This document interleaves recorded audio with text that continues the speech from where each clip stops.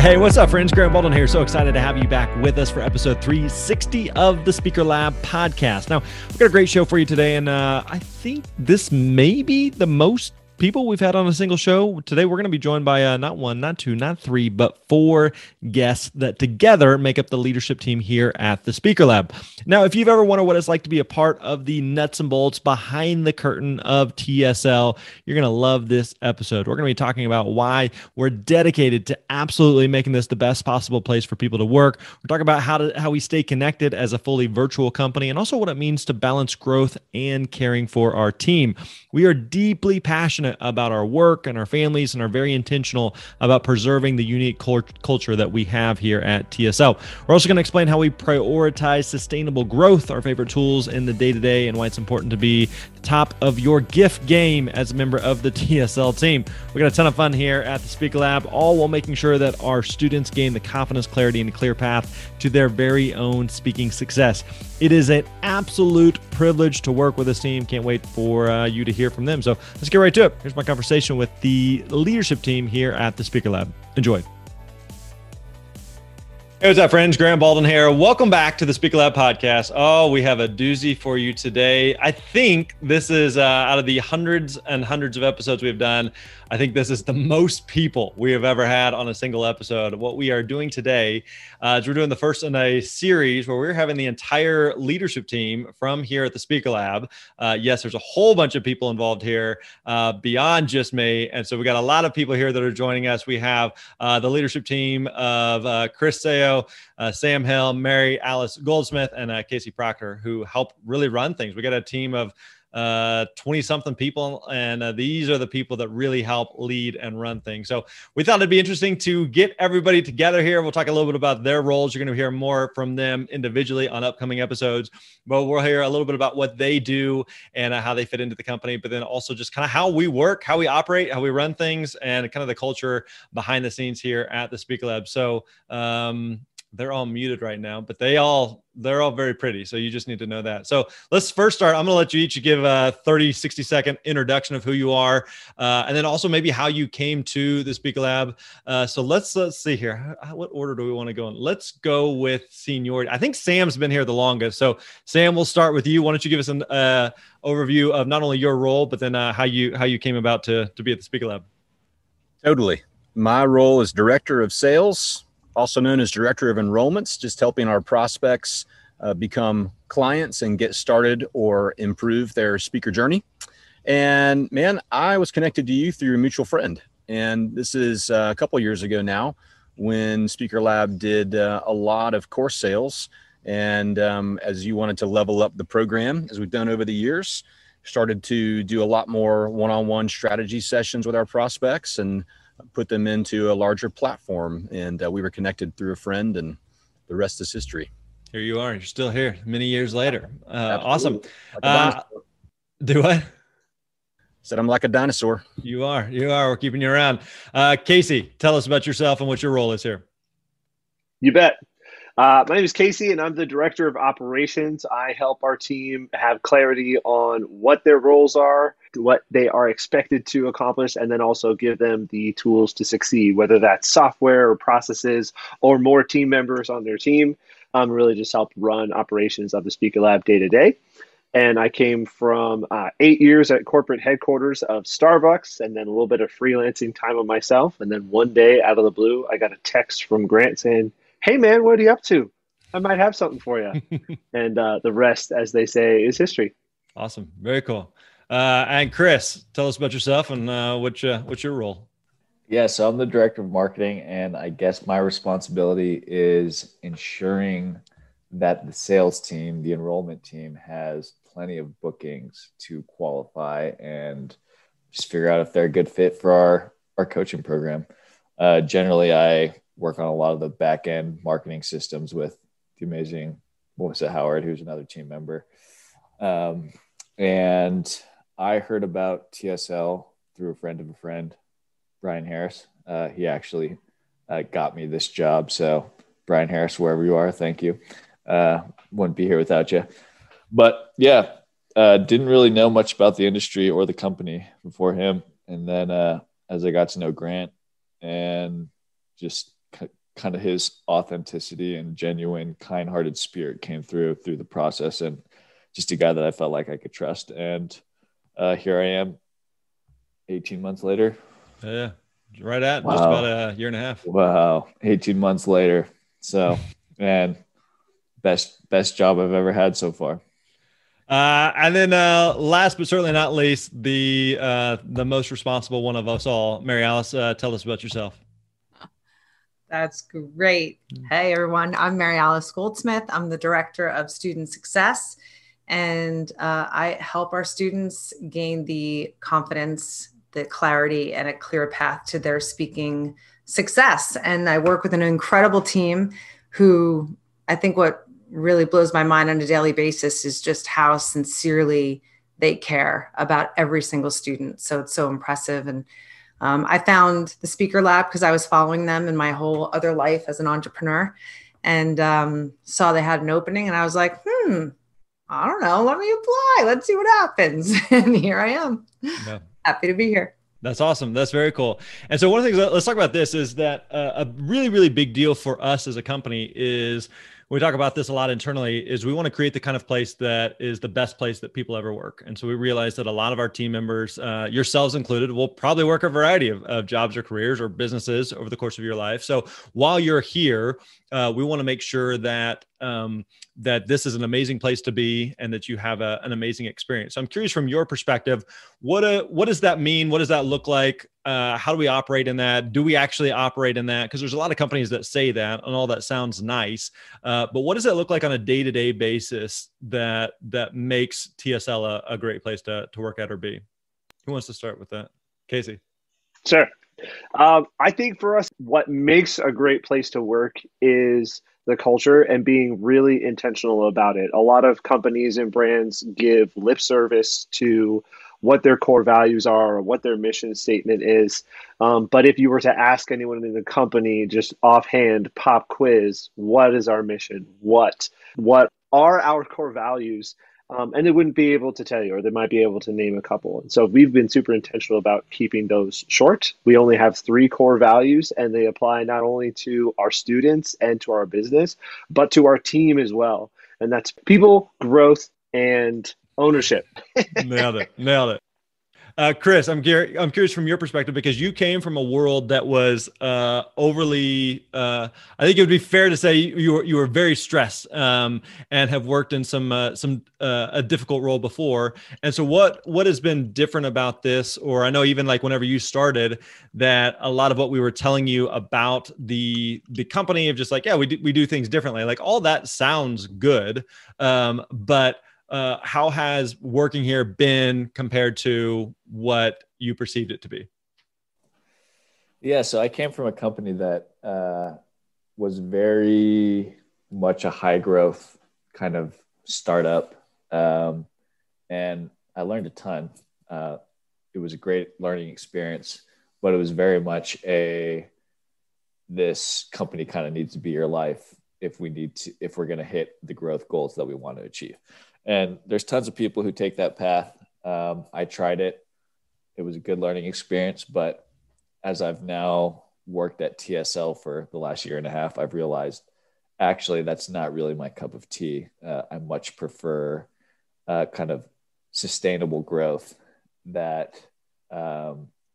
really prioritizes people outside of their jobs and gives them the time to just unwind. So TSL has been a complete game changer for my family and for myself, just because before I was, working 50, 60 hours a week, and then I was commuting another 10 to 15 hours a week. So when that's all said and done, it's like I'm away from my family for probably around anywhere from 60 to 70 hours a week. And that's just not something that I want to do. I just had a daughter last 5 months ago, and I get to wake up, not have to rush out of my bed to get to work. But yeah, I can spend time with her, spend time with my wife, and do that all from my home. And I think a big part of that is because we've set up the right incentives and culture to help align everyone across states. We're a very results-oriented organization. So Grant obviously can't micromanage every minute of what we do. So much of, I think, how we're incentivized is tied to our outcomes. So right. Just giving people very clear and specific numbers and objectives and tying their incentives to that, I think has created a really healthy culture where we're all cheering each other on. We're all able to trust each other. We all generally share this kind of work-life balance priority. And that's just a pretty amazing experience, or that's pretty unique. And it's been an amazing experience. And I think that a lot of people in the organization would echo those sentiments. So that's kind of my take on that. Yeah. Sam, I'm curious from your perspective, like what are things about the Speaker Lab or being a part of the Speaker Lab that you think, if we pull back the curtain, what is it like to work here that people may not realize? Two things jump out. One is it's just a ton of fun, like truly fun. And so, you spend more time working than any other part of your life. And so if it's not fun, it can be really long. Right. And working here is like genuinely fun. I think about the next GIF that I'm going to send to teammates and make sure it's good. Like GIF game has to be on. It's like stuff like that. It's like genuinely fun, busting each other's chops. So it's just really fun. And also seeing how people are using the Speaker Lab to accomplish their own personal whys and goals, which is something that you've really set a tone of, that you want this to be the best place anyone's ever worked. And so it's cool. Like I had a one-on-one this morning with a team member, and they were talking about how their role here is allowing them to do this one thing that's like their big passion and hobby. And it's like, just cool. We weren't talking about work really. We were talking about passions and hobbies. So it's pretty sweet. So that's one. And then the second one I would say is you really empower people to lead. Like rarely, if not, like never am I like having to just report something, report back to you on something, that really you empower people to lead. You ask more, hey, what do you need from me to accomplish, X, Y, and Z targets?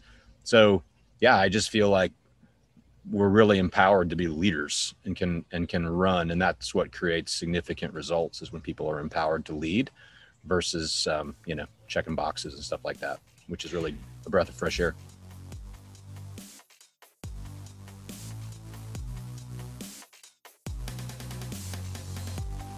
Hey friends, do you know the 5 steps to book more gigs and get paid as a speaker? Well, if not, listen up, because these same 5 steps that helped me to grow a 7-figure speaking career are all laid out in great detail in my latest book, The Successful Speaker. 5 steps for booking gigs, getting paid, and building your platform. Whether you want to speak as a side hustle or your dream is to become a full-time professional speaker, I know what it takes. I share all of that with you in this definitive step-by-step roadmap. Let me be your guide. Learn from my mistakes. Get paid what you know you're worth to share your unique message on stage. If you want to read the first chapter for free or just check out the book, go to thespeakerlab.com/book. Again, that is thespeakerlab.com/book. Check out your copy of The Successful Speaker. How do we find that right balance? And I think, again, I think we do a decent job as a company, but how do we do a good job of making sure that people are motivated and incentivized and continue to move the ball forward but also having that work-life balance? Like one of the things that we've talked a lot about, Casey, Sam, you guys have been here for a while. You've seen the growth that we've had in the company and how we have, certainly more than doubled in size, even since you guys have been here. That there's always kind of been this, like, we want to keep growing as long as we can maintain the special environment that we have. And so this is unique. So how do we protect that? So how do we find that right balance between growing and pushing? Because we don't one of our core values is growth. And so we don't want to just settle for the status quo, just to settle for that. So we want to keep pushing, but we don't want to do it at the detriment of our family and who we are as people. Like one of the things we talk a lot about internally is that who you are is more important than what you do. So your role here at the Speaker Lab is incredibly important, but it's also as more important in terms of like who you are as a human being, as a mom, as a dad, as a husband, as a wife, as a friend, as a son, as a daughter. So is there anything that we do or don't do to find that right balance of pushing for growth, but not doing it at the detriment of who we are as people, as humans? I think it really comes down to those clear expectations and leadership by example. So another way to define growth is continuous improvement.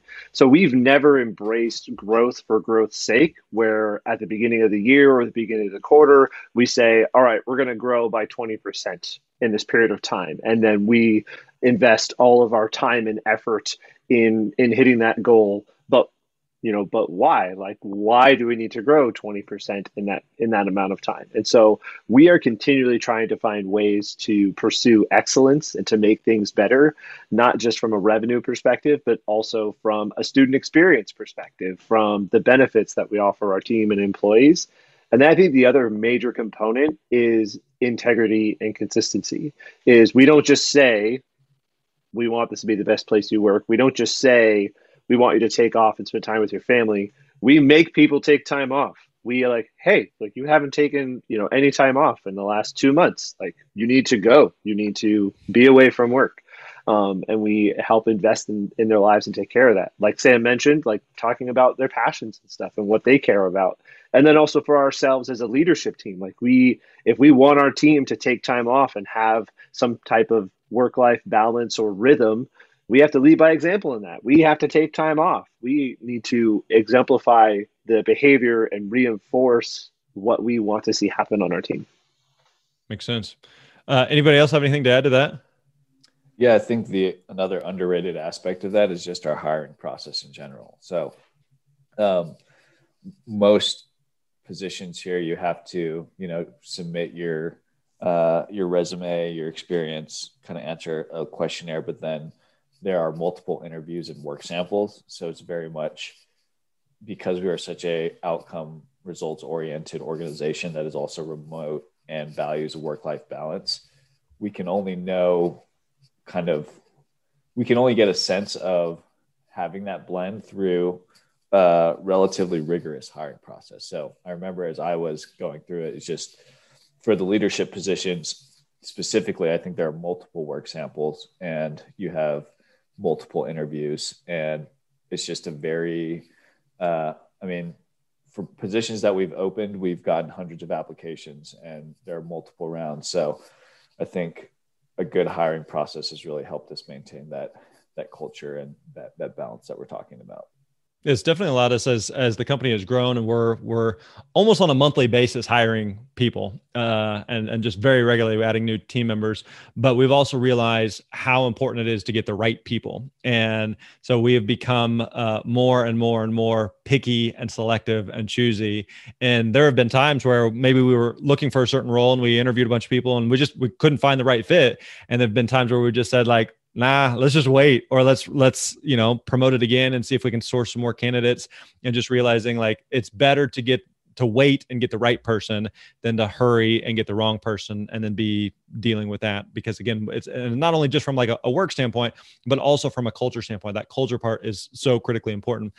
Mayor, I'm curious from your perspective, one of the challenges that, well, it's pro and con, but that we are a virtual company. And so everybody works from home, everybody lives all over the US and various time zones. And so there are, even like right now, as we record this, Chris is actually in Africa. He's 8 hours time different from the rest of us.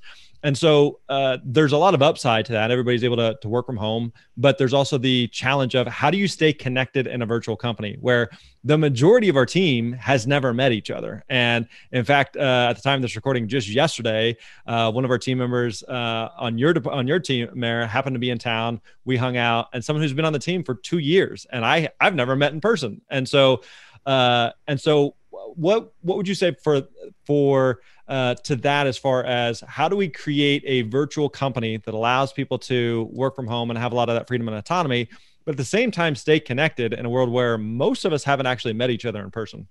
Yeah, I think we do a great job of that. Like between tacos and donuts and Slacks and text messages and Boxer, like I think we're so plugged in, probably even more so than if we were just like ho-humming through an office, like morning, happy Monday. Like, I think we take that extra step to really purposely engage, or purposely. I'm really twisted on that word, but purposely.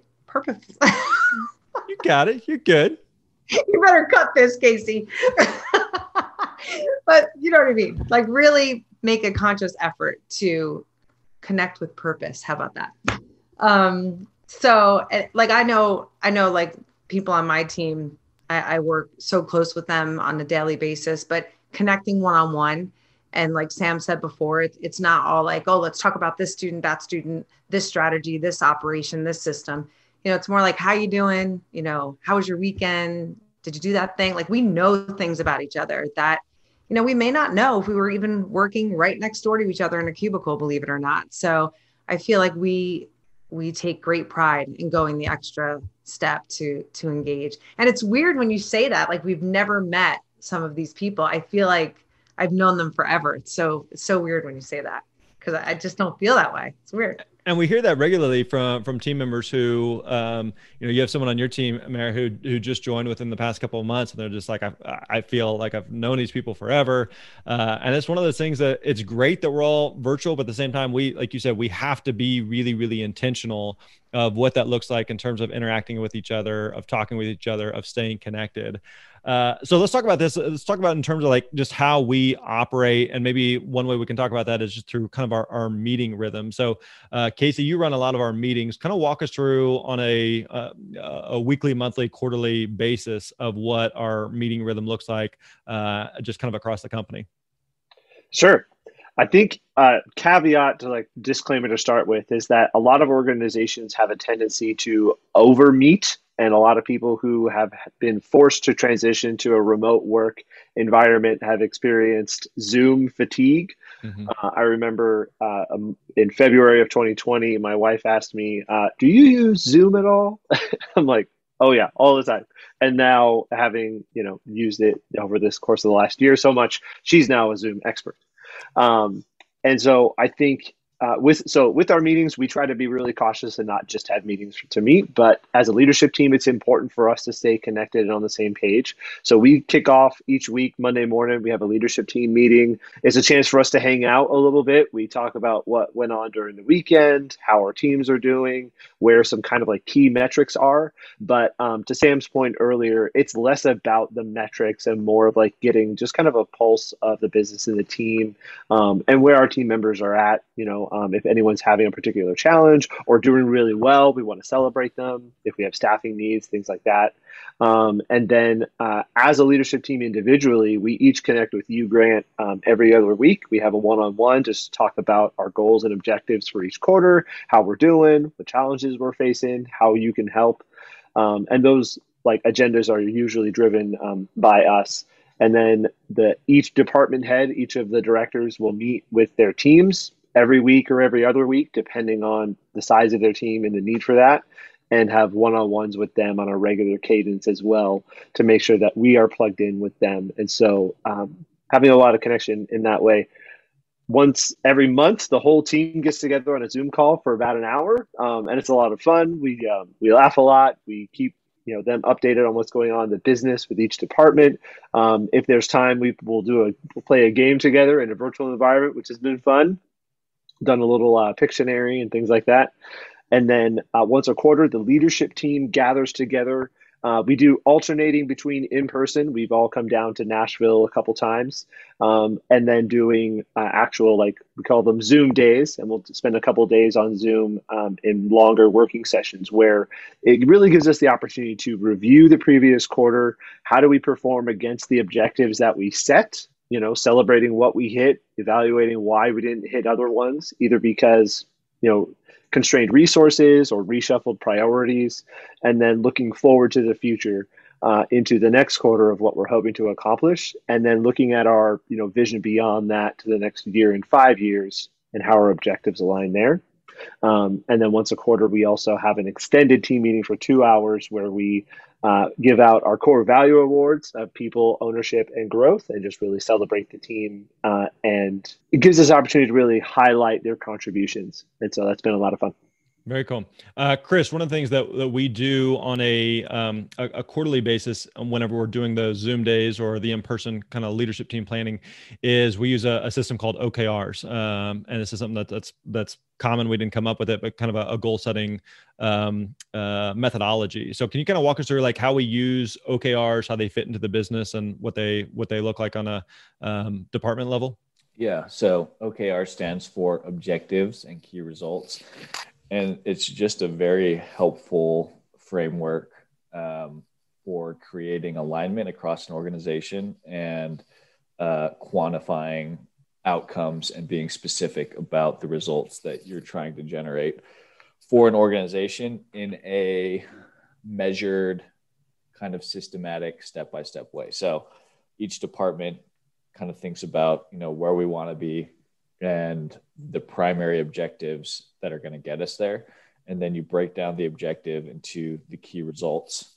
So if you accomplish the key results, then you therefore accomplish the objective. So it's really a matter of thinking about a bigger project, breaking it down into little pieces, and how you execute on those over the period of a quarter. So whether you're creating an OKR for a year and breaking that into quarterly objectives, or you're breaking down your quarterly objectives into monthly key results and whatnot, it's just a very good system for creating transparency across departments, creating alignment, generating more communication. And it's just been super helpful to TSL as a remote company for driving growth and progress in the organization. I think one of the cool things about how we do OKRs is there's a lot of built-in visibility and accountability to getting them done. And so we set our OKRs basically on a company and department level. And then everybody has visibility on everybody else's OKRs and kind of what you said, hey, this is what I'm going to do this quarter. This is what I'm going to be responsible for. And then at the end of the quarter, on our next quarterly planning time, we all come back together and just give an update, give a report of like, hey, here's what I said I was going to do. And either I did it or I didn't do it, but we're all held accountable, myself included, for what we said we were going to accomplish for that particular quarter. In addition, on a weekly basis, just checking in, we use a tool called 15.5. That's been a really, really good tool across the company for getting feedback from team members. Everyone on a weekly basis gives an update on kind of how things are going or what they're working on or how their week has been or somewhere where they may need support. And then also just giving an update from the leadership team perspective on the OKRs and kind of progress that's been made or kind of where you're at on that. Are you on track? Are you behind, or do you need help? And so that's been a really cool resource for us. So to that end, let me ask you guys this. Because we are a virtual company, we use a lot of different tools. What is one of your favorite, cannot live without, highly recommended tools that we use within the company? Who wants to start? Casey. All right. There are days it's overwhelming, but I have to say Slack. And so Slack is really a digital water cooler for us. We've got channels for certain projects, for different departments, just for the leadership team, lots of individual DMs.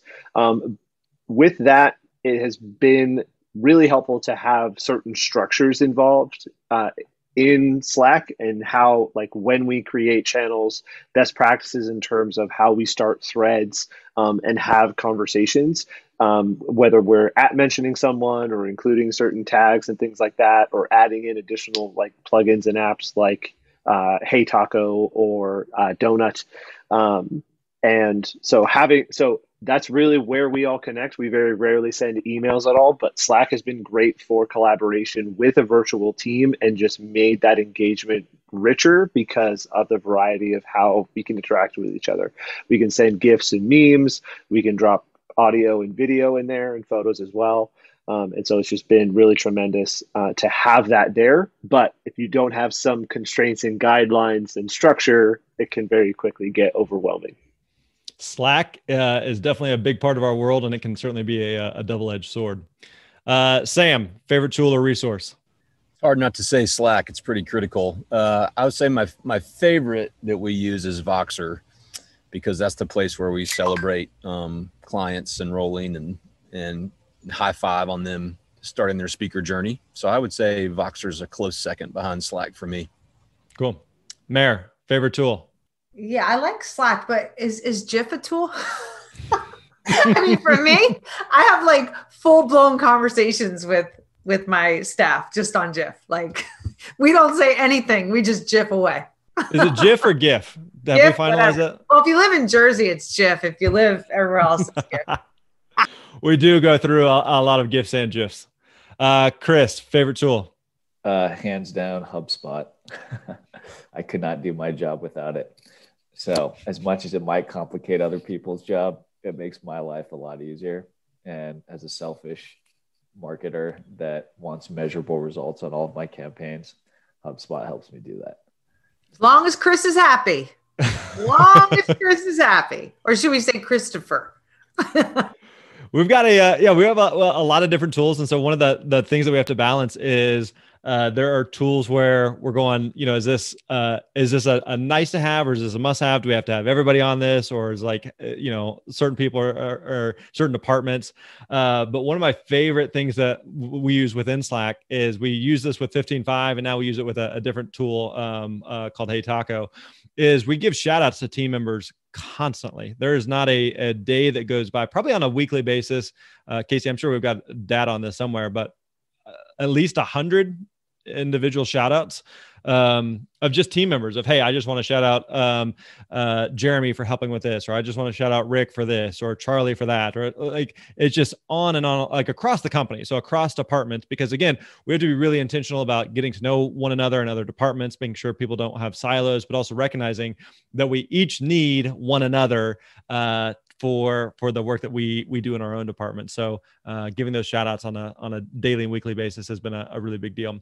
Okay. One final question before we wrap up here. There may be someone who's listening to this right now who's going like, I wouldn't mind working at the Speaker Lab. Sounds like a decent gig, perhaps. What would you say to them? Again, since we are regularly hiring, we're regularly looking for great people. Why should someone consider working at the Speaker Lab? Chris, why don't you start us off? Yeah, I'd say if you're listening and you have generally an entrepreneurial spirit, you share in our core values, and you want to work with a bunch of awesome people, then TSL might be the place for you. Over half our team are like speakers and they're booking gigs. I happen to be the half of the team that's not actually a speaker, but whether you're a speaker or not, the team will embrace you and welcome you. And as everyone has said, we have a lot of fun and enjoy our work remotely when we do our meetups and our life outside of work. So it's a pretty sweet gig. Sam, what would you say? There's a lot of things, but like I've been thinking this the whole time, like we also have really built our platform in a way that serves speakers. So over the years, like I've seen our offering evolve to match what speakers need to be successful.